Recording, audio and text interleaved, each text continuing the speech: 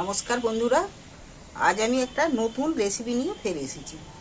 বন্ধুরা, সপ্তাহে 7 দিন যে কি খাবো, কি রান্না করব, কাকে কি দিয়ে দেবো, সেইটা মেয়েদের চিন্তা করতে করতে মাথা খারাপ হয়ে যায়।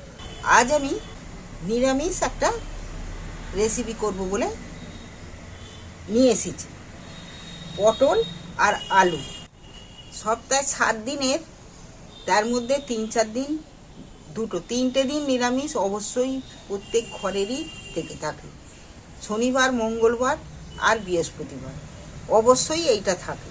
তার মধ্যে আরও কিছু অনেক কিছু বার মেনে থাকে। অনেকে রবিবারও মেনে থাকে, রবিবারও মাছ মাংস খায় না, নিরামিষ খায়।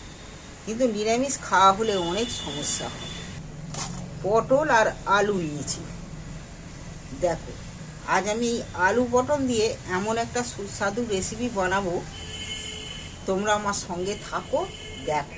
নিরামিষের দিনে আমি যে এই রেসিপিটা করব, তোমরা এই রেসিপিটা দিয়ে এই ভাত চেটে পুটে খেয়ে নেবে। ঝঞ্ঝট ছাড়া খুব সহজেই এই আলু পটলের রেসিপি বানিয়ে নিতে পারবে। তবে আমি আলু পটলগুলোকে ছাড়িয়ে নিই।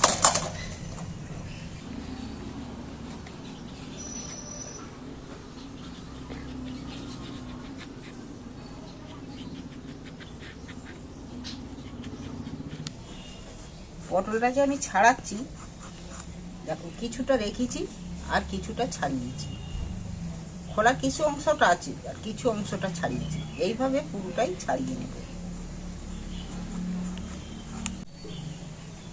তবে পুরোভাবে খোসাটা ছাড়িয়ে নিলে পটলটা খুব নরম হয়ে যায়, তখন পটলটা সেই প্যাচ পেঁচে মতো হয়ে যায়, ভালো লাগে না।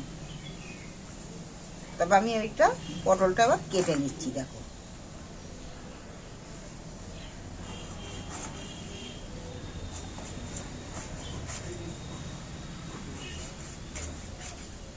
পটলটা এইভাবে সরু সরু করে পটলটা কেটে নিচ্ছি। পটলটা আমি থালার এক ধারেই রাখছি।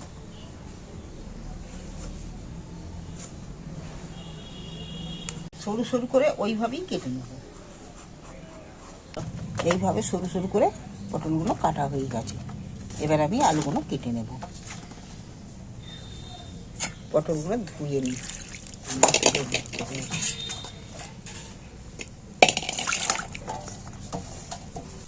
পটলগুলোকে ভালো করে ধুয়ে আমি তুলে নিচ্ছি।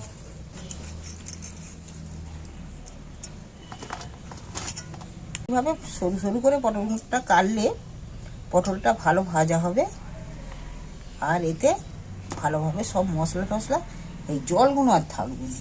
এইটা খেতে আলাদা হবে, তাই আমি এইভাবে কেটেছি পটলটা। 2টো আলু নিয়েছি, আলু 2টো কেটে নিচ্ছি।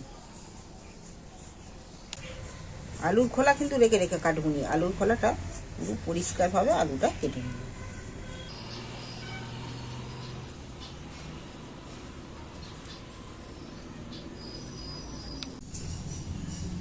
এবার আমি আলুটাও ওই পটল যেমন সরু সরু করে কেটেছে, আলুটাও সেইভাবেই সরু সরু করে আলুটাও কাটবো।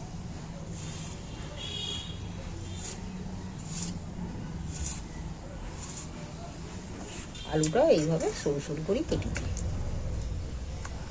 ওগুলোকেও ভালো করে ধুয়ে আমি তুলে নিচ্ছি।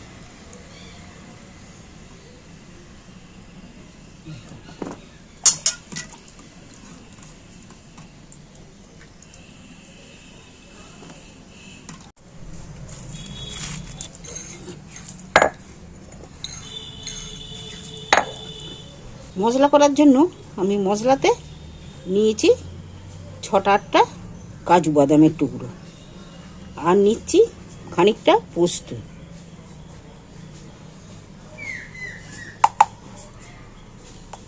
পোস্তটা 2 চামচের মতো পোস্ত নিচ্ছি। ওই 30 গ্রামের মতো পোস্ত নিয়েছি। গোটা কতে মগজদানা নিচ্ছি। আমি এটাকে ভালো করে পিষে নেবো শিলে।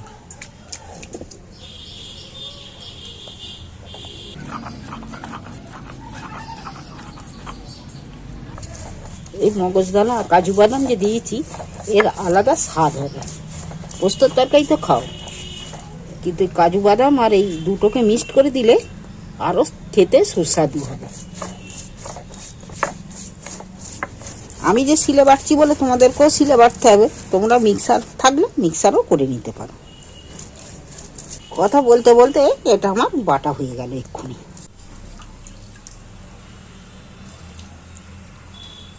আলাদা ভাজবো। এবার আমি শিল থেকে ভালো করে পরিষ্কার করে তুলে নিচ্ছি।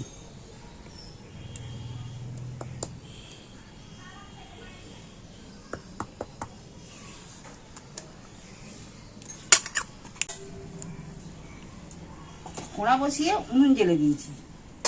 এবার আমি পোস্তটা যে আমি বেটে নিই সেইটা আমি তেলের মধ্যে দিয়ে দিচ্ছি।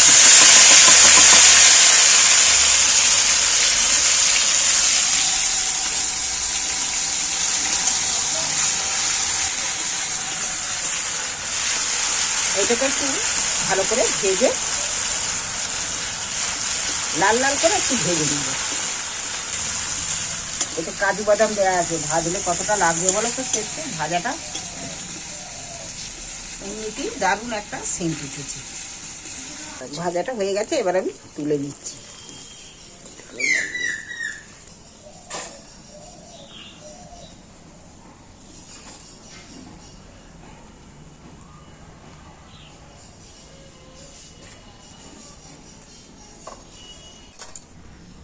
বাকি যে তেলটা আছে সেই তেলের মধ্যে পটলগুলো আমি ওর মধ্যে তুলে দিচ্ছি।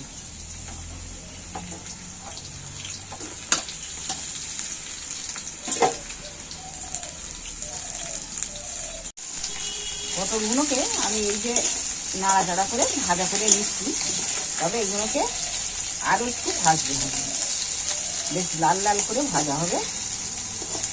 এটাকে আমি নুন কিছুই দিইনি। এটা আমি উল্টে ভালো করে নেড়ে চেড়ে ভালো করে লাল লাল করে ভাজা করে নেব।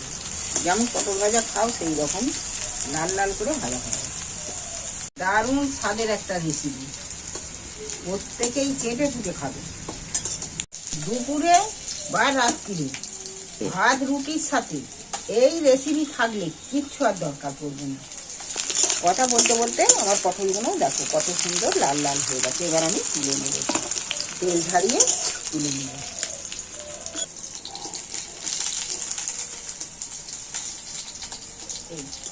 এটা আমি আরেকটু তেল দিয়ে দিচ্ছি। একবারে তেল দিয়েছি, পোস্ত ছেঁকে তুলে নিয়েছি, নিয়ে পটলগুলো ভাজা হয়ে গেছে। এবার অল্প একটু তেল দিয়ে আলুগুলো তুলে দিচ্ছি।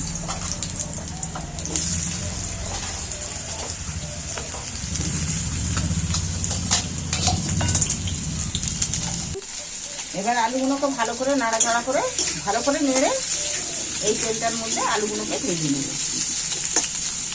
পটল একবার খেয়ে দেখো, এইভাবে পটল বানিয়ে খেলে তোমাদের একবার কেন বারবার খেতে ইচ্ছা করবে, রোজ খেতে ইচ্ছা করবে। দেখো তোমাদের সাথে কথা বলতে বলতে আমার আলুগুলো লাল লাল করে ভাজা হয়ে গেল।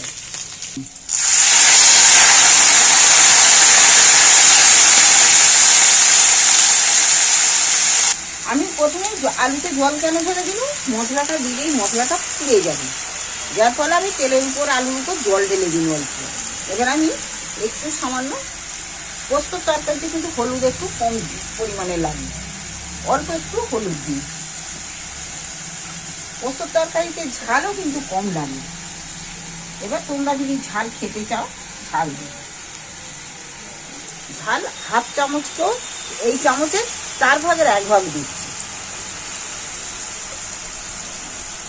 এতে মশলা কিছুই দেবো, এই লঙ্কা হলুদ এই পর্যন্ত।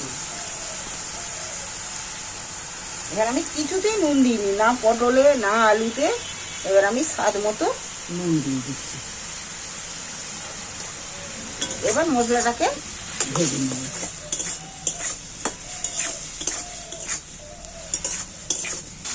এই রেসিপিটাতে লঙ্কাটা যেমন খাবে তেমন দেবে, কিন্তু হলদুর পরিমাণটাও একটু কম লাগবে। হলদু বেশি হয়ে গেলে ক্যাটকেটে দেখতে লাগবে, খেতে যেমনই হোক দেখতে সুন্দর হবে না। ক্যাটকেটে দেখতে লাগবে, দেখতে ভালো লাগবে না। দেখো মশলাটা দিয়ে তেল ছেড়ে দিয়েছে। এবার আমি আলুটা সেদ্ধ হওয়ার জন্য যে শিলটা ধুয়ে রেখেছিলাম জলটা আমি এর মধ্যে দিয়ে দিচ্ছি।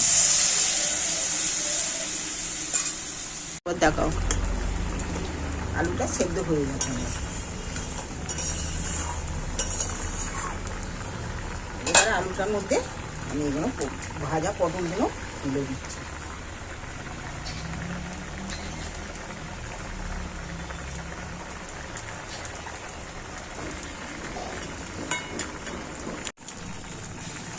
এবার আমি বাকি পোস্তগুলো সব এর মধ্যে দিয়ে দিচ্ছি চালিয়ে।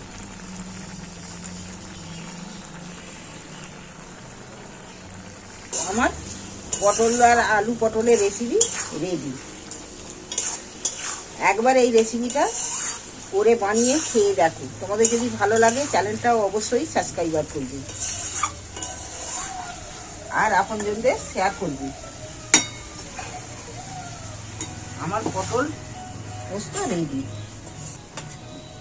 এই গরম গরম ভাত রেসিপি পরিবেশন করো। তোমার এই পটলের রেসিপি খেয়ে একদম সবাই একদম ধন্য ধন্য করবে দেখবে এই আলু পটলের পোস্ত রেসিপি খেয়ে।